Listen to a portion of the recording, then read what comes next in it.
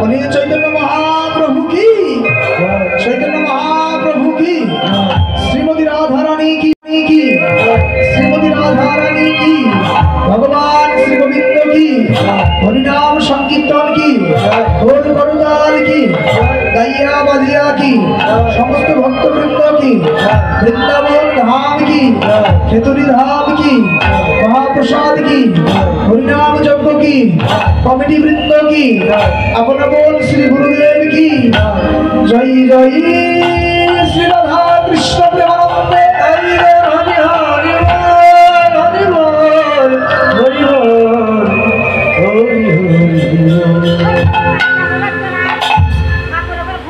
লীলা স্মরণে ছিলাম আমরা শ্রীমতী রাধারানীর অভিষেক পরলাভ পর্যায়ে।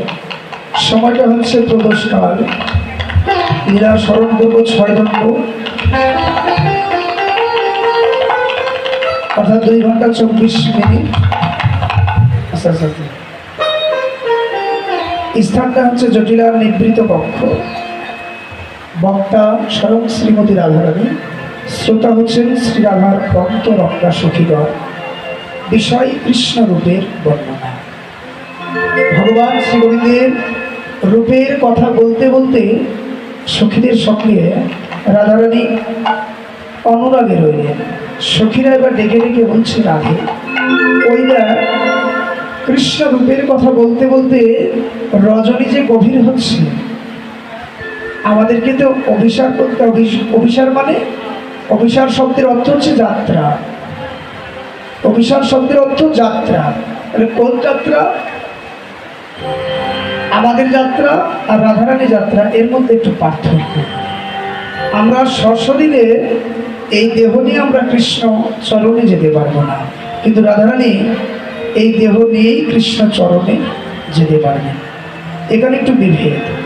যেমন সশরীরে স্বর্গে গিয়েছিলেন কি এই পৃথিবী থেকে আমাদের যুধিষ্ঠির মহারাজ, তবু তাকে একটু নরক দর্শন করতে হয়েছিল। কেন বলুন তো? জীবনে তিনি কোনোদিন মিথ্যা বলেননি, কিন্তু একদিন বলেছিলেন। তাহলে সেখান থেকে আমরা শিক্ষা পাই, যদি আপনি ছলনা করে কপটতা করে যদি মিথ্যে বলেন, তাতেও আপনার অপরাধ হবে। আমরা অনেক সময় ছলনা করে ইয়ার্কির ছলে আমরা অনেক কিছু বলি না, এগুলো করলেও আমাদের অপরাধ হয়। যুধিষ্ঠির মহারাজের জীবনী থেকে এটা বুঝতে পারি আমরা।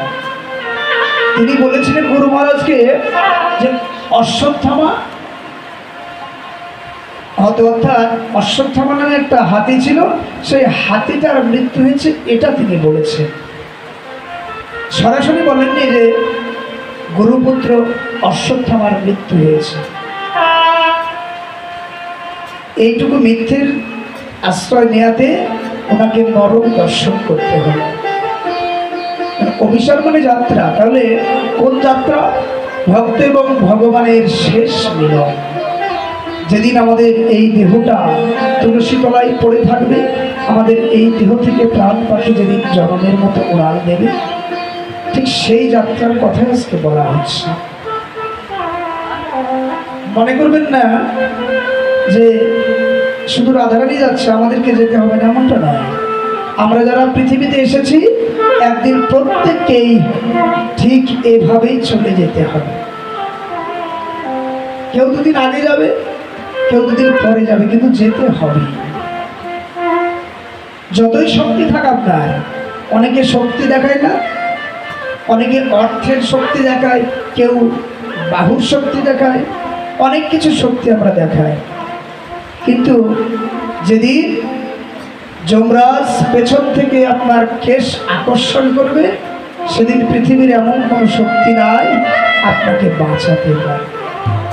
তার প্রমাণ নিন, বাস্তব প্রমাণ বাইরে। এই পৃথিবীর কোনো কিছু দিয়ে মানুষ বাঁচতে পারে না, তার একেবারে বাস্তব প্রমাণ। এটা ধর্মীয় কথা নয়। মাইকেল জ্যাকসনের নাম শুনেছেন আপনারা? হ্যাঁ, মাইকেল জ্যাকসনের নাম শোনেনি এমন মানুষ খুব কম। সে মাইকেল জ্যাকসন এত অর্থ উপার্জন করেছিলেন জীবনে, যিনি এক জীবনে সমস্ত অর্থ গুণে শেষ করতে পারবেন না, এতটা অর্থের মালিক বেড়ে গিয়েছিলেন তিনি। তো তিনি কালো চামড়ার মানুষ ছিলেন। তো তিনি সার্জারির মাধ্যমে এই সমস্ত শরীরকে সাদা বানিয়েছিলেন। তিনি সমস্ত আত্মীয় স্বজনের সঙ্গে সম্পর্ক বিচ্ছেদ করেছিলেন। তিনি শুধুমাত্র 150 বছর বাঁচার জন্য, লক্ষ্য করুন, একেবারে এগুলো ধর্মের কথা নয়, এগুলো আমাদের জানা উচিত। এগুলো জানলে বুঝতে পারবেন আমাদের কি কর্তব্য। মাইকেল জ্যাকসন শুধুমাত্র 150 বছর বাঁচার জন্য সারা পৃথিবী থেকে খুঁজে খুঁজে 12 জন ডাক্তার তার জীবনে নিয়োগ করেছিলেন, যাদের এক একজনের বেতন ছিল আমেরিকান টাকায় $1 লক্ষ। বুঝতে পারছেন, মাসে $12 লক্ষ যদি বেতন হয়, $1 সমান কত টাকা আমাদের বাংলাদেশি? 100-র উপরে। তাহলে কত টাকা হিসেব করতে পারছেন? মাইকেল জ্যাকসন যখন কারোর সঙ্গে কথা বলতো মাস্ক পরে থাকতো, 3 ফিট দূরত্ব বজায় রেখে, যে করোনার মধ্যে যা করলেন আপনারা। উনি কারোর সঙ্গে হাত মেলাতে গেলে এখান থেকে গ্লোভস পরে থাকতেন। তিনি যে গাড়িতে যেতেন সেটা এসি গাড়ি। যিনি যে খাবার খেতেন প্রত্যেকদিন ল্যাবরেটরিতে পরীক্ষা করে তাকে সেই খাবারগুলো খাওয়ানো হতো। প্রত্যেকদিন দিনে 3 বার তার সমস্ত শরীর চেক আপ করতো ডাক্তাররা, কোনো সমস্যা আছে কিনা। কিন্তু ভাগ্যের নির্মম পরিহাস, 2008 সাল সম্ভবত, 2008 সালে মাত্র 50 বছর বয়সে হার্ট অ্যাটাকে মৃত্যুবরণ করলেন মাইকেল জ্যাকসন।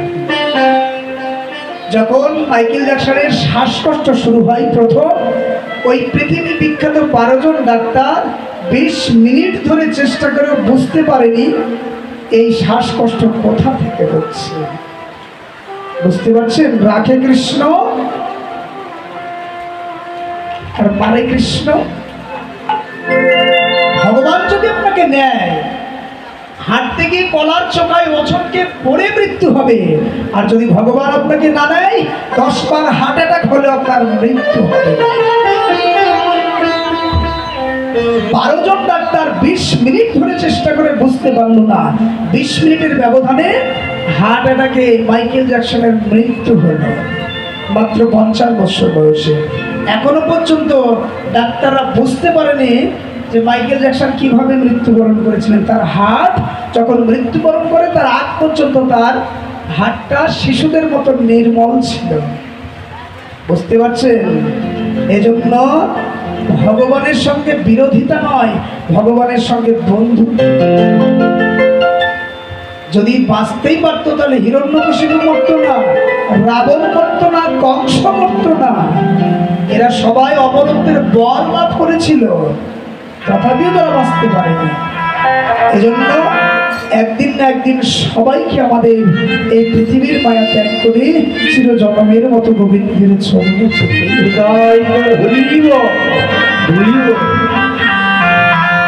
সেই যাত্রার কথা আজকে বলা হচ্ছে। অভিসার এক ধরনের হয় না, অনেক ধরনের অভিসার হয়। দিবা অভিসার, জ্যোৎস্না অভিসার, উন্মত্ত অভিসার। এই যে বর্ষা হচ্ছে না, বর্ষা অভিসার। আজকে রাধারানী অভিসার করছেন ভগবান শ্রী গোবিন্দের চরণ সেবা করবেন। আমাদের কর্তব্য কি? আমাদেরও কর্তব্য হচ্ছে কৃষ্ণ চরণ সেবা করা। আজকে কৃষ্ণ রূপের কথা বলতে বলতে সখীরা বলছে, রাধে ওই দেখ রজনী যে গভীর হয়, কৃষ্ণ চরণ সেবার জন্য যাবি না রায়? সুন্দরী সুন্দরী ঝট কর মনোহরবে, সুন্দরী ঝট কর মনোহরবে, সুন্দরী ঝট কর মনোহরবে। সময় হইল আসি, বাজিবে সংকেত বাসি,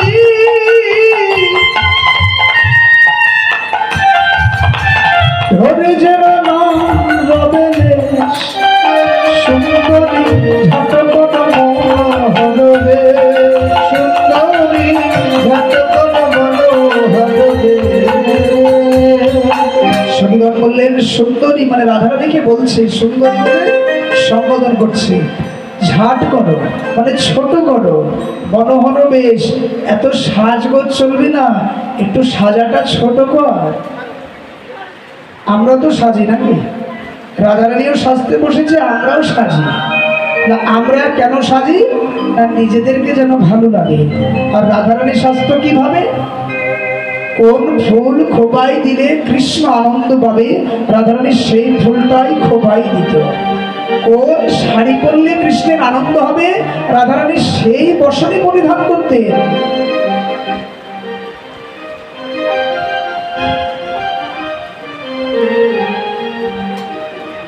রাধারানীকে আজকে সখীগণ বলল, রাধে তোর সাজাটা একটু খাটো কর। ওই দেখ সময় হইল আসি, বাজিবে সংকেত বাসে। ও মায়েরা, অনেক তো সাজা হলো সংসারে, সাজতে সাজতে এই জীবনের বেলায় তো ফোরাতে বসেছে, আর কত। এবার যদি কৃষ্ণের বংশীধ্বনি কর্ণে আসে, আর কি নিজেকে ধরে রাখা যাবে? সখীগণ বললেন, রাধে সময় হইল আসি, বাজিবে সংকেত বাসি, ধৈর্যের না রহিবে লেশ। রাধে গো, তাই বলি আজকের মতো সাজাটা একটু ছোট করে, তবে সাজবি কেমন করে বলে দিস। তোর নীল অট্ট পট্ট শাড়ি,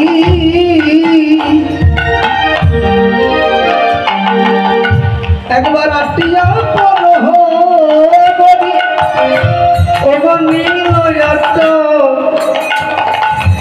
পট্ট শাড়ি। জয় বন্ধু আটিয়া পরহ বলি, যেন খুশিয়া না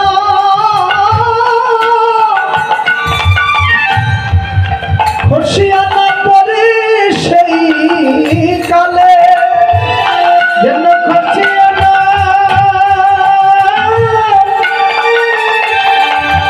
পরে সেই কালে। যখন পাগলির মতো ছুটবে কৃষ্ণের বাঁশি শুনে, তখন তো জ্ঞান থাকবে না, ছুটতে গিয়ে তোর বসনটা খুলে যাবে, আর বসন যদি খুলে যায় কৃষ্ণ তোকে গ্রহণ করবে না। তাই বলছি, নীল অট্টপট্ট শাড়ি আটিয়া পরহ বলি, যেন খসিয়া না পড়ে সেই কালে। আমাদেরও দশা তাই হয় না? যখন এই দেহ থেকে প্রাণ পাখি উড়ালে দেয়, সেদিন ইচ্ছে না থাকলেও এক এক করে সমস্ত বসনগুলো আমাদের খুলে নেওয়া হয়। সমস্ত বসন খুলে নেয় না, বসন খুলে নিয়ে দেখবেন চারজন আছে কাঁধে নিয়ে, কি বলো হরি হরি বল, বলো হরি হরি বল, বলো হরি হরি বল, এভাবে শ্মশান পর্যন্ত নিয়ে যায়। কিছু যায় সাথে, সমস্ত বসনগুলো চিরতরে খুলে দেওয়া হয়। সখীগণ বলছে, রাধে তোর নীল শাড়িটা যেন একটু এটে সেটে বেঁধে, যাবার বেলায় যেন খসে না যায়। আর শোনোরা, এই যে বদন নয়নে কাজর দিস, কাজর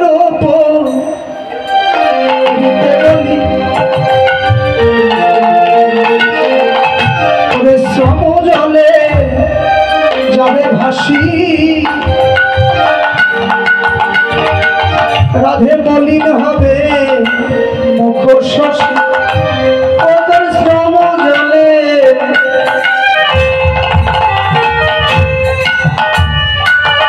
ওগো যাবে ভাসি।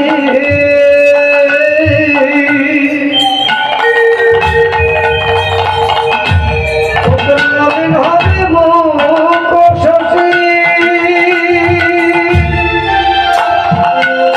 শ্রম জলে যাবে ভাসি, মলিন হবে মুখ শশী, ও মাত্র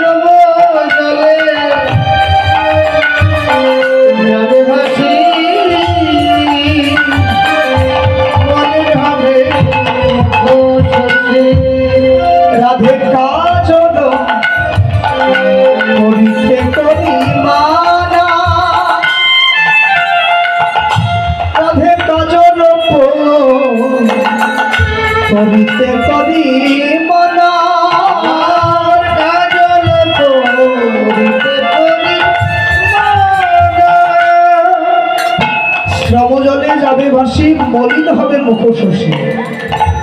যখন পাগলিনীর মতো ছুটবি, সর্বাঙ্গ ঘেমে যাবে, তোর নয়নের কাজল বদনে আসবে। রাধে,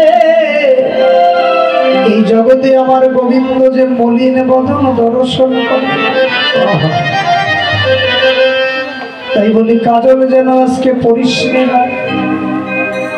আর শুনে নে, এই যে গলায় হার পরেছিস, গজমতির হার, এই হারটা কাচুলি করিয়া হাত ভিতরে রাখো না, কাচুলি করিয়া হাত ভিতরে রাখো না, কাচুলি করিয়া হাত ভিতরে রাখো না, করিয়া হাত ভিতরে রাখো না। ছিঁড়েও থাকে যেন বলে রাধে গো, ছিঁড়েও থাকে যেন বলে রাধে গো, কাচুলি করিয়া হাত। বাবার আছেন, মায়ের আছেন, কাচুলি ছিল। কাচুলি হচ্ছে বক্ষ বসন। কাচুলি করিয়া হাত ভিতরে রাখো হোদা, ভালো করে বক্ষ বসনের সঙ্গে হাতটা বেঁধে নে, ছিঁড়ে গেলেও যেন গলায় থাকে।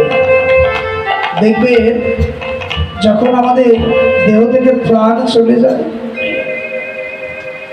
যদি আপনার এই আঙ্গুলিতে একটা সোনার আংটি থাকে না, ও যতই ভালোবাসার ছেলে মেয়ে হোক, দৌড়ে এসে আগে সে আংটিটা খুলে নেয়।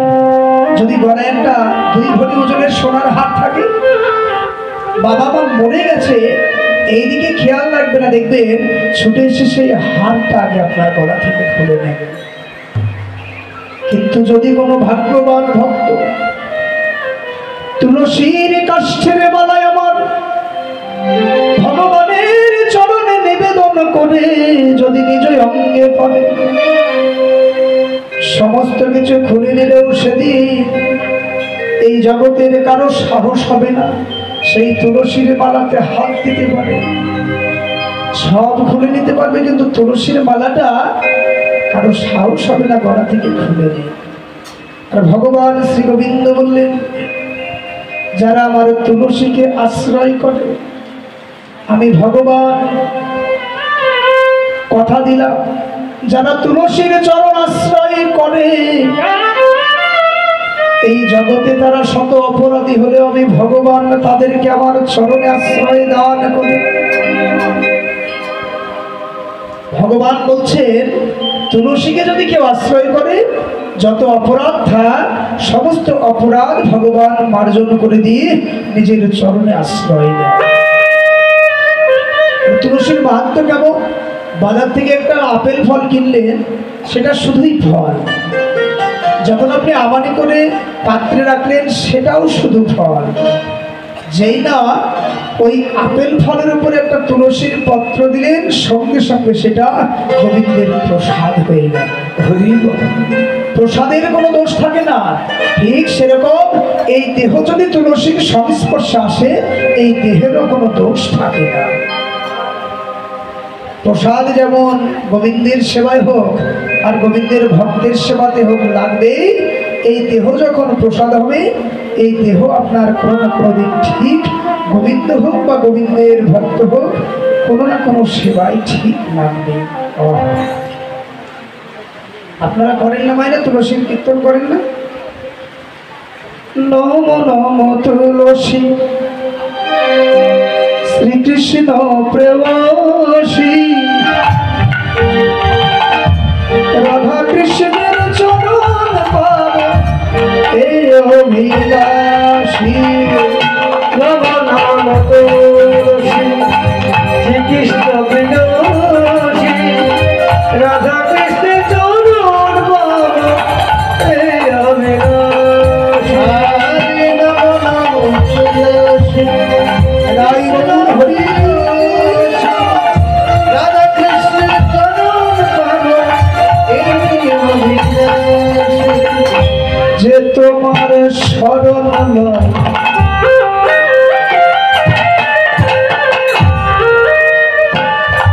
তার বাঞ্ছা পূরণ হয়। কৃপা করি করতালে বৃন্দাবনবাসী।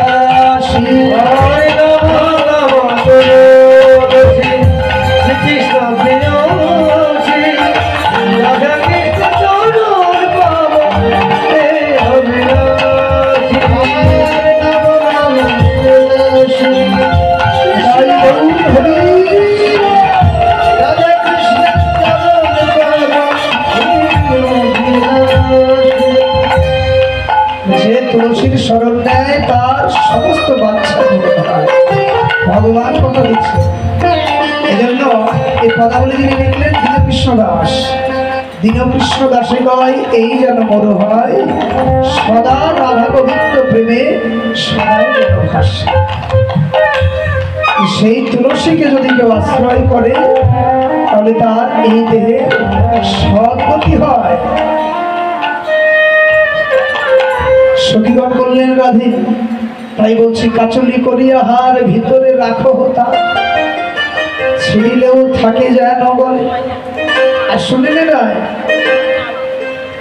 এই যে নপুর পড়েছিস, এই নপুরটা নয় আজকে পড়িস না। কেন বলতো? নপুর পড়িতে বলি কোনো তা নিষেধ করি, নপুর পড়িতে বলি কোনো তা নিষেধ করি, নপুর পড়িতে বলি কোনো তা নিষেধ করি, নপুর পড়িতে বলি কোনো তা নিষেধ করি, নপুর পড়িতে বলি কোনো তা নিষেধ করি। চলিতে চরণ হবে হরি রাধা, চলিতে চরণ হবে হরি রাধা, চলিতে চরণ হবে হরি রাধে গো। কেন বলতো? নপুর রুনু ঝুনু বাজবে, রুনু বাজবে, রুনু ঝুনু বাজবে, রুনু ঝুনু বাজবে, তোর গুরুজনা জাগবে, রুনু ঝুনু বাজবে, রুনু ঝুনু বাজবে, তোর গুরুজন জাগবে, রুনু ঝুনু বাজবে, আরে গুরুজন জাগবে, মদন ভরে হরি বল, গুরুজন জাগবে, মদন ভরে হরি বল, গুরুজন জাগবে, গুরুজন বাজবে, হরি বল,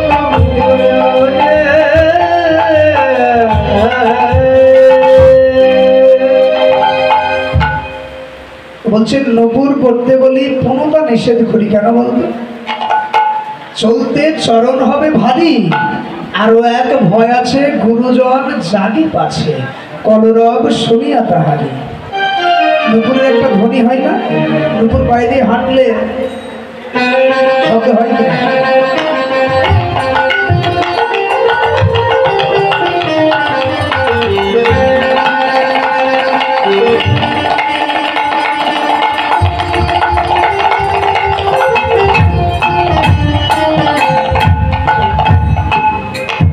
নপুর পায়ে দিয়ে হাঁটলে নপুরের একটা শব্দ হয়, আর এই নপুরের শব্দ শুনে তোর গুরুজন জটিলা কুটিলা জেগে যেতে পারে। আসল তাই নয়, চলতে গেলে চরণটা ভারী হবে, তো নপুর পায়ে দিলে ভারী হবে না? 1 ভরি 2 ভরি ওজনের নপুর যদি পায়ে দেওয়া হয় তাহলে চলতে গেলে চরণটা ভারী হবে। মায়েরা তত্ত্বের দিকে মহাজন বললেন রাধারানীর চরণে যে নূপুরটা বেরিয়ে দিয়ে রয়েছে রাধারানীর চরণ, ঠিক আমাদের এই জাগতিক জগতের নূপুর হচ্ছে আমাদের এই জাগতিক ঐশ্বর্য। যত আপনার ঐশ্বর্য বেড়ে যাবে তত আপনার চরণ দুটিকে নূপুরের মতো বেরিয়ে ধরবে। আপনি যখন যেতে যাবে তখন দেখবেন পেছন থেকে তারা আকর্ষণ করবে। যদি আপনার সম্পদ বেশি হয়, মৃত্যুকালে দেখবেন ভগবানকে নয়, মৃত্যুকালে আপনার ওই সম্পদগুলো সব সময় চোখের সামনে ভাসে। এই জন্য রাধে বলছি নূপুরটা যেন আজকে পড়িস না। নূপুর পড়তে গেলে নূপুরের শব্দে যদি তোর গুরুজন জেগে যায়, আমাদের গুরুজন আছে না মায়েরা? শুধু কি রাধারানীর গুরুজন আছে, আমাদের গুরুজন নাই?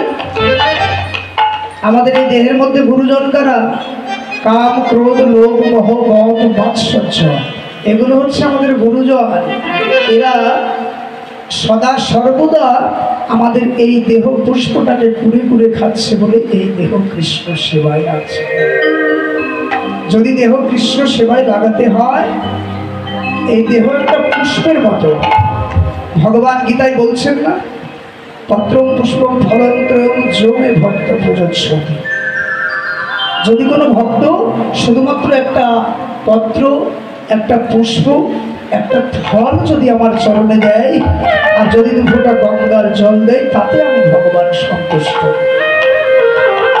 কিন্তু মায়েরা কোনোদিন বিচার করেছেন? মনে করেন আপনি রেলগাড়ি